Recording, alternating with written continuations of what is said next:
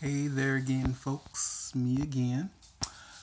One of the things that's been on my mind recently is how a lot of people have been talking about race baiting. Um, it's actually been on my mind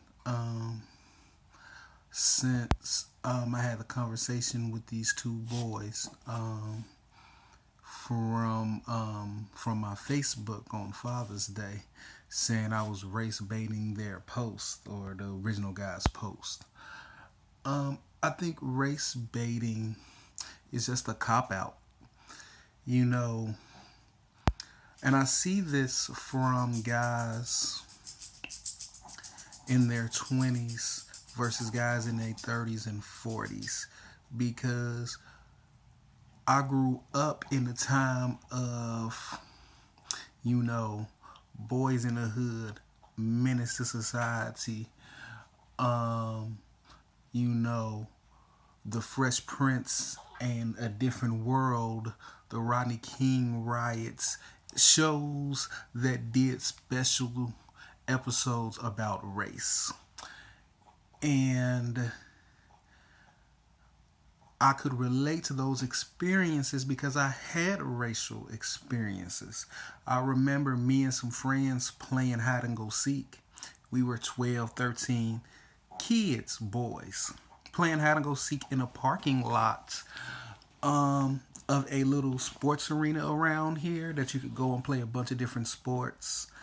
And they called the police on us because they thought we were trying to steal cars.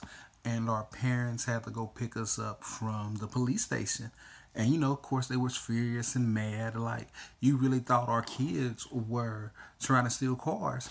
Now, I'm not saying we lived in some wealthy neighborhood, but the neighborhood we lived in, you know, was pretty suburban. And we were pretty suburban children. And that was one of my one of my first experiences with racism or people assuming that I was doing something because of my skin color. And now you would say, oh, how can you know? Well, we were all black. We had one white friend. And, you know, guess which friend they didn't put in that. They thought he was just along with us. And we, you know, convinced him to come along with us.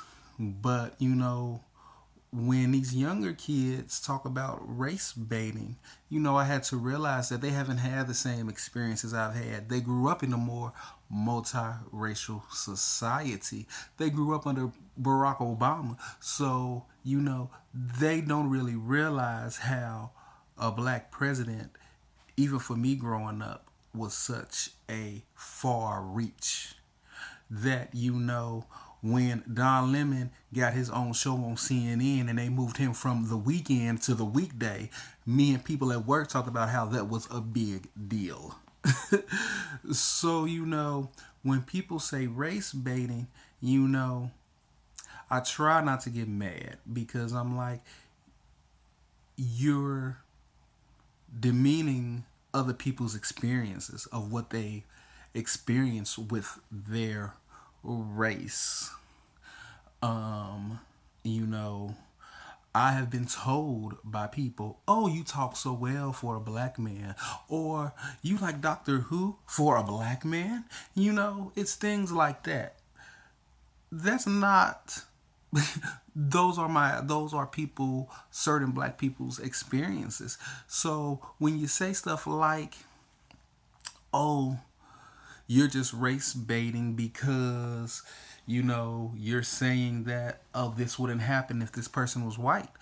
It's true though. It's very true.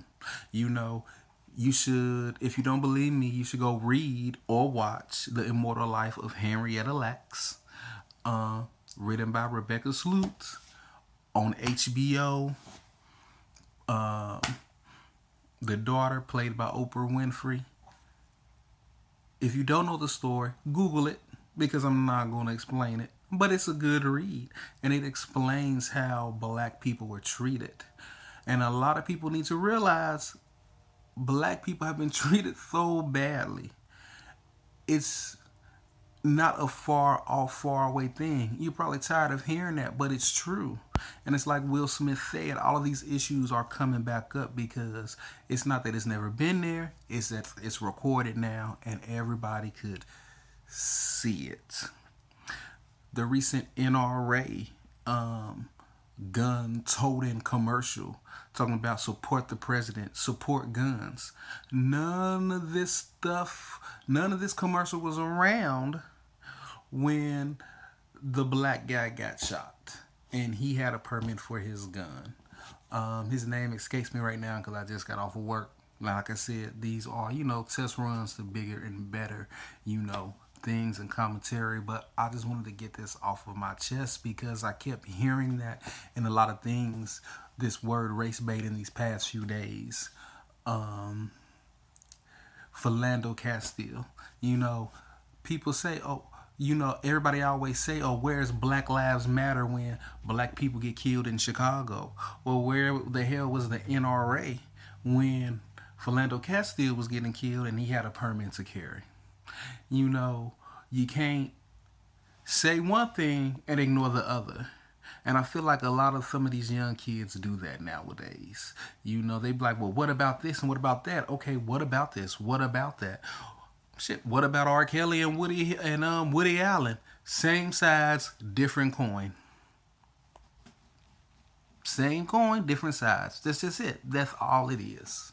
So, before you go out there and say, somebody's race baiting, think about it. Here's a good example. This whole Cardi B thing. She calling people, women, black roaches. Something from 2-3 years ago. I'm not the type of person, I'm not going to screw up my Twitter for nobody. If I ever got famous, they're going to see me saying a lot of inappropriate things, and I'll probably have to apologize, explain myself. But that is growing up. That is life. Like she said, she's from New York. I've heard black people call other black people roaches. She's just famous now. And like they said, it was a white guy or a sort of white guy that, brought it up. We can't, and it's like they say, we can't let somebody from another race tell us what is, racist or racial within our own circle. But people aren't race baiting. Black people aren't race baiting when they say something like, when you say the word nigga around white people, that gives them carte blanche to say it. Because it does. Because they think, then it's cool. Or you go around and you say, look at that black girl. She got all them kids. You don't know what her situation is, what it was. That's how you get Trump supporters, like here in Ohio. Like that white woman who said, well, when is it going to be enough is enough of black people having all of these kids and not being able to support them, lumping all of us together, not knowing a lot of us come from 2-parent households. And even if we come from single-parent households, they are well off single-parent households. So, you do have to be careful of what you say. And so when people bring up those things and say, hey, you shouldn't say that. You're just race baiting. That's not race baiting. That is the truth. And then people are like, well, where's your proof? Where's your scientific facts? Go up to any white person and ask them, when you think of a single mother, what comes to mind? Because it won't be somebody that's white trash.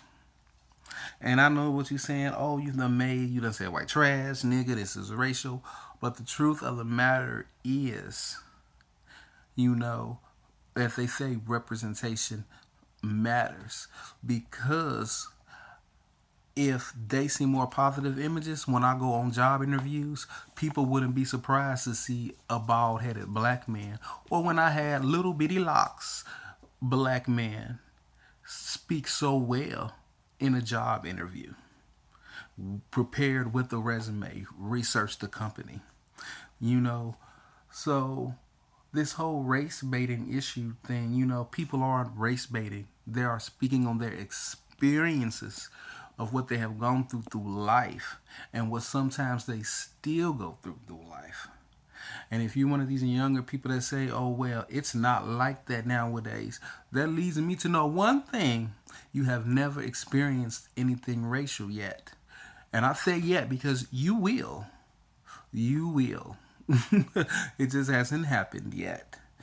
And you can put yourself in the upper echelon of whatever. But eventually something racial will happen to you. And you're going to have to process that. And then you're going to have to ask yourself, is this race baiting, or you're going to ignore it?